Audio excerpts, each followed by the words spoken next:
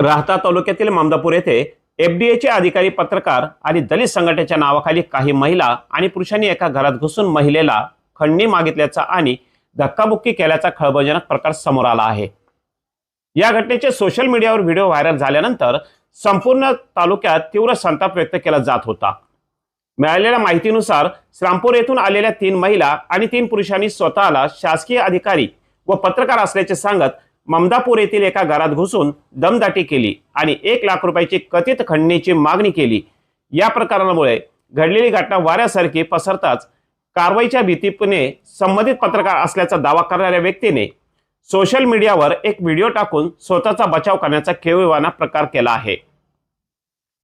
मात्र पत्रकारांनी जेव्हा थेट संबंधित वृत्तवाहिनीच्या संपादकाशी संपर्क साधला तेव्हा जोपर्यंत कार्ड वैध तोपर्यंत प्रतिनिधी अधिकृत, नंतर नाही असा थेट आणि धक्कादायक खुलासा करत संपादकांनी दूरध्वनीवरूनच त्या कथित पत्रकाराची पोलखोल केली की चुकीचं काम करायचं, माझ्या कार्डवर डील नसतं, चुकीचं काम करायचं नाही। आणि आपलं जाहिरातीचं ठीक आहे, जाहिराती मागू शकता तुम्ही, पण तुम्ही असे काही खंडणी प्रकार हा माझ्याकडे आजपर्यंत कधी झालेला नाही आणि होणार बी नाही की भविष्यात। मला स्वतःला आवडत नाही या गोष्टीचं पहिल्यापासून। आणि कसं असं आपण त्यासाठी कार्डवर प्रत्येकाला वॉर्निंगच असते माझी, चुकीचं काम जर तुम्हीच भोगा, ती मालकपर्यंत यायचं नाही। आम्ही स्वच्छ सांगतो, माझा काही संबंध नाही याच्यात। नाही सर, आता आणि कार्डची मुदत बरेच पद्धतीची आमची कार्डची मुदत संपली का मी डायरेक्ट डिस्चार्ज मारतो त्यांना। कार्ड प्रतिनिधी होते, कार्ड रिन्यू असेल तर मी कार्डची जबाबदारी घेतो, नाही तर कॅन्सल करतो डायरेक्ट कार्ड। आणि आता प्रतिनिधी होते ते, पण त्यांचं कार्ड काय झालं, त्यांनी कार्ड जर त्याच्यात डेट असेल, एक्सपायर डेट नसेल, त्याच्यात एक्सपायर डेट टाकत असतो आम्ही कायम कंटिन्यू, कारण मी सामान्याच्या पुढे कार्ड कोणालाच देत नाही।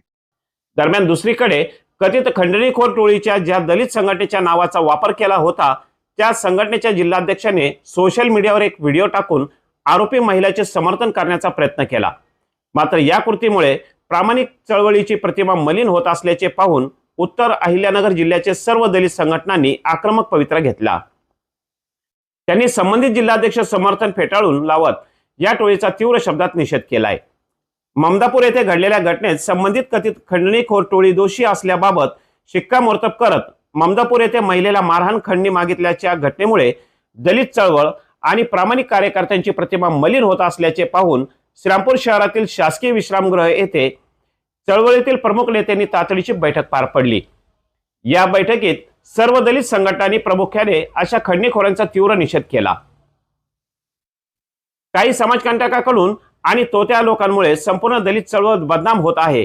या प्रकरणात संबंधित घटनेने त्या महिलेचा तात्काळ हकालपट्टी करून त्यांच्यावर गुन्हे दाखल करावेत, अन्यथा सर्व दलित संघटना एकत्र येऊन या टोळीवर गुन्हे दाखल करतील, असा थेट इशारा रिपब्लिकन पार्टी ऑफ इंडियाचे आठवले गटचे जिल्हाध्यक्ष सुरेंद्र थोरात यांच्यासह उपस्थित दलित नेत्यांनी दिलाय। राहता तालुक्यामध्ये एक 4 ते 5 दिवसापूर्वी जो अनुचित प्रकार घडला होता, त्या प्रकाराचं मुख्य कारण असं होतं की काही महिला ममदापूर गावामध्ये गेल्या होत्या आणि त्या गावामध्ये जाऊन काही मुस्लिम समाजाच्या कुटुंबावर त्यांनी मावा गुटखा त्यांच्याकडे त्यांना सापडला आणि त्यांना त्या कारणाने त्यांनी त्रास दिला। दुसरा विषय असा आहे की त्याच्यानंतर तिथं काही भीमसैनिक गोळा झाले, 4-5 भीमसैनिक होते, ते इतर पक्षाचे होते आणि मग तो मुस्लिम समाज पण गोळा झाला। समाज गोळा झाल्यानंतर जे 4-5 भीमसैनिक होते, त्यांची जी संघटना होती, त्या लोकांना त्यांनी घेराव घातला आणि त्यांना ते त्यांच्या हातामध्ये काही दांडे होते, कोयते होते, कोरडे होते, ते 100% मारणार होते। कारण त्यांनी काय केलं, 2-3 महिलांनी त्या अतिशय चुकीचे प्रकारे वागल्या होत्या। त्यांनी त्या गुटख्याच्या नावाखाली त्यांच्याकडे पैसे मागितले त्यांनी। आणि नंतर मग मला ते फोन आला, निळे झेंडे पाहिल्यावर, गाडीवर RPI नाव पाहिलं, रिपब्लिक नाव पाहिलं, मला फोन आला, असं आलं। मग मी काय त्यांना फोन करून सांगितलं तर झालेला प्रकार चुकीचा आहे, आता सोडून त्या विषयी आपण काय नंतर पाहू। आणि त्या बिचाऱ्याने माझं ऐकलं आणि त्यांनी संबंधित लोकांना फोन पण दिला। संबंधित लोकांना फोन दिल्यानंतर त्यांनी पण माझं ऐकलं आणि ते घरी निघून गेले। परंतु झालेला प्रकार अतिशय निंदनीय, असा प्रकार होता कामा नये। त्या महिलांना, ज्या पक्षाचे आमचे नेते आहेत, ज्या महिला आहेत, त्या पक्षाचे मित्र आमचे चरणार्थ त्रिभुवन, त्यांचं ते पक्षाच्या त्या महिला आहेत, तर त्या चरणार्थाने या घटनेशी काही संबंध नाही। आणि हा संबंध त्यांचा नसेल तर माझी त्यांना एक विनंती आहे मोठा भाऊ म्हणून, की त्यांनी त्या महिलाची हकालपट्टी करावी। महिलाची एकदा हकालपट्टी झाली का सगळ्या समाजाला कळण, तालुक्याला कळत, श्रामपूर आणि राहता तालुक्याला कळण का चरणदास त्याच्यामध्ये काही संबंध नाही। आणि ही त्रिभुवन कुटुंब अति चळवळीतलं कुटुंब आहे, महेंद्र त्रिभुवनचा वारसा आहे। कारण महेंद्र त्रिभुवन हे अतिशय जिल्ह्यामध्ये नावाजलं गाव आहे। त्यांच्या खालोखाल सुभाषदादा काम करतात, चरणदादा पण चळवळीचं काम करतात। परंतु ह्या ज्या महिला आहे यांना चळवळीचा कुठला वारसा नसल्यामुळे चुकीचा प्रकार घडलेला आहे। आणि समाजाची बदनामी होत आहे, म्हणून आम्ही आज मिटिंग घेतली आणि त्या महिलांना पदमुक्त करावं अशी आम्ही चरणदादाकडे अपेक्षा करतो. काय वाटतं एकंदरीत चळवळीत एवढ्या वर्षापासून तुम्ही आणि अनेक लोक कामं करतायत, खरंच या कोणताही पक्ष असो किंवा चळवळीतील कार्यकर्त्यांना एखाद्याच्या घरात घुसायची परवानगी आहे का? आणि अशा पद्धतीने ज्या पद्धतीने खंडणी मागण्याचा प्रकार होतो ते पूर्णपणे चुकीचं आहे. हे असं आमच्या मला असं वाटतं का पहिला प्रकार असं नसा का एखाद्याच्या घरी जाऊन एकतर त्यांचे जे पहिले पारंपरिक व्यवसाय ते बंद आहेत आता, आणि म्हणून त्यांनी संध्याकाळच्या टायमाला ते मावा एकत्र करतात मावा आणि सकाळी ते टेपर विकतात 200 रुपये 100 रुपयाला. आणि अशा पद्धतीमध्ये जर असं घटना घडत असेल तर एक निंदनीय प्रकार आहे, याचं कोणी समर्थन करू नये. आणि मला असं वाटतं की उद्या जर याच्यावर काही मार्ग निघाला नाही तर पोलिसांनी 100% गुन्हा दाखल करून टाकावा.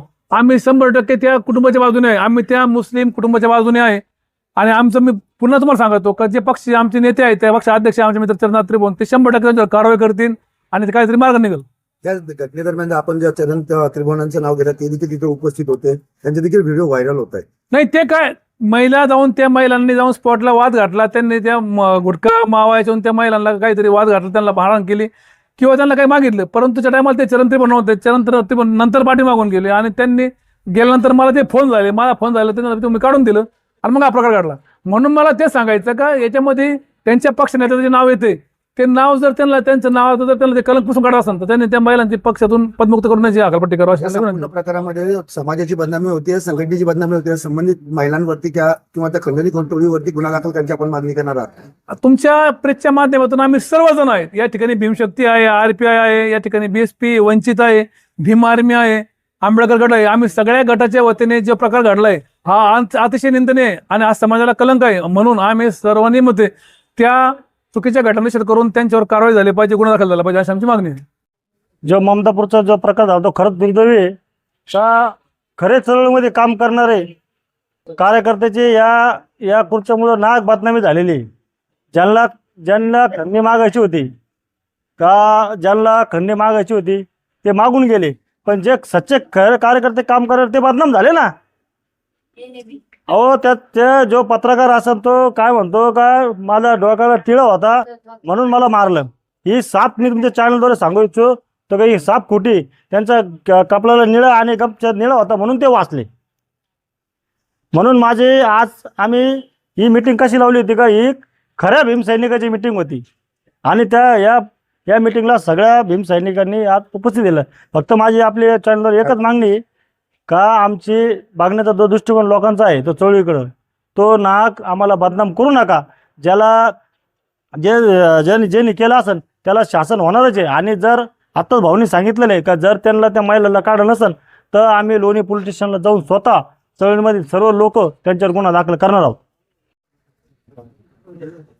काल परवाची ममदापूर तालुका राहता ज्या ठिकाणी जी घटना घडली त्या घटनेचा आम्ही प्रथम सर्व आंबेडकरी समाजाच्या वतीने जाहीर निषेध करतो. तर ती घटना जी घडलेली ती अतिशय चुकीची आहे.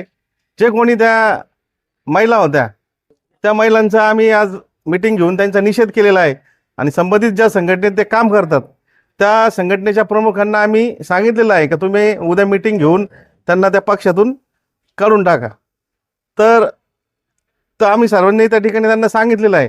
तर संबंधित संघटनेचे पदाधिकारी त्यांचं आश्वासन आहे उद्या कारवाई जर नाही झाली तर आम्ही सर्व पक्षीय जण मिळून लोणी पोलीस स्टेशनला जाऊन संबंधित ज्या महिला असतील त्यांच्याशी जे संबंधित ते निळे गमछे घालून का ज्यांच्यामुळे समाज बदनाम होऊ राहिला आहे, निळा गमछा घालायचा, टिळा लावायचा, खंडणी मागायचा जो प्रकार आहे त्या प्रकारच्या विरोधात आम्ही लोणी पोलीस स्टेशनला सर्व पक्षीय सर्व गटाचे आंबेडकरी जनतेचे प्रमुख जाऊन गुन्हा दाखल करणार आहे असं आजच्या मीटिंगमध्ये ठरलेलं आहे. त्या महिलांवरती केवळ पक्षातून काढायचं कारवाई होणार की आपण सर्व त्यांच्यावर गुन्हा देखील दाखल करणार? नाही, जर कारवाई जर नाही झाली तर गुन्हा दाखल करणार आहे आम्ही 100% त्यांच्या. तर सर्वांनी भूमिका मांडलेलीच आहे, तेव्हा त्यांच्यावर रीतसर कायदेशीर कारवाई त्यांचा पक्षही करीन, डिपार्टमेंटही करीन आणि संघटना आमचे सगळे कार्यकर्ते सगळे पदाधिकारी सगळ्या संघटना आलेले आहेत त्यांच्यावर रीतसर ती कारवाई होणारच आहे जे होईल ते योग्य आहे.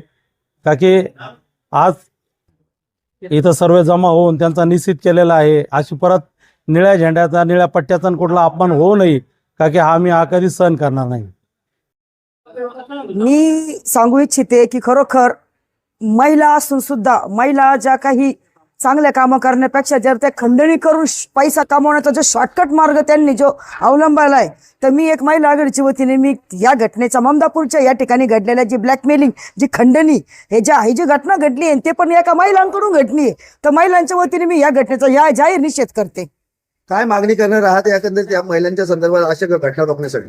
अशा जर शॉर्टकट पद्धतीने जर काही महिला जातीला जर कलंक वागून जर खंडण्या गोळा करत असेल तर यांचा मी खरोखर जाहीर निषेध करते. पण माझी मागणी अशी आहे की अशा खंडणीखोर महिलांवर कोणत्याही माध्यमातून असो, पक्षाच्या माध्यमातून असो, पत्रकारितेच्या माध्यमातून असो, किंवा म्हणजे पोलिसांचा धाक दाखवून किंवा खंडण्या गोळा करणाऱ्या ज्या काही महिला असो, कोणतेही गट्स असो, त्यांच्यावर कडक कारवाई झाली पाहिजे, गुन्हा दाखल झाला पाहिजे. संघटना आणि विविध पक्षाच्या माध्यमातून आज जे आम्ही या ठिकाणी बैठक मांडलेली आहे, यांचा जो तो मोहरके आहे, म्हणजे त्या महिलांचा जो कोण जिल्हाध्यक्ष आहे, चरण त्रिभुवन असो किंवा कोणी असो, त्यांनी त्या महिलावर प्रथम पक्षांतर्गत कारवाई करायची आहे, त्यांना त्या संघटनेतून पदमुक्त करायचंय, त्यांची हाकलपट्टी करायची आहे. जर नसल करत तर आम्ही या ठिकाणी जमलेले या ठिकाणी सर्व आंबेडकरी चळवळीचे जे पदनेते आहेत हे सर्व एकत्र येऊन लोणी पोलीस स्टेशनला त्यांच्यावर वैयक्तिक खंडणीखोर म्हणून गुन्हा दाखल केल्याशिवाय राहणार नाही. श्रीरामपूर तालुक्यासह उत्तर अहिल्यानगर विभागातील दलित चळवळीतील नेत्यांनी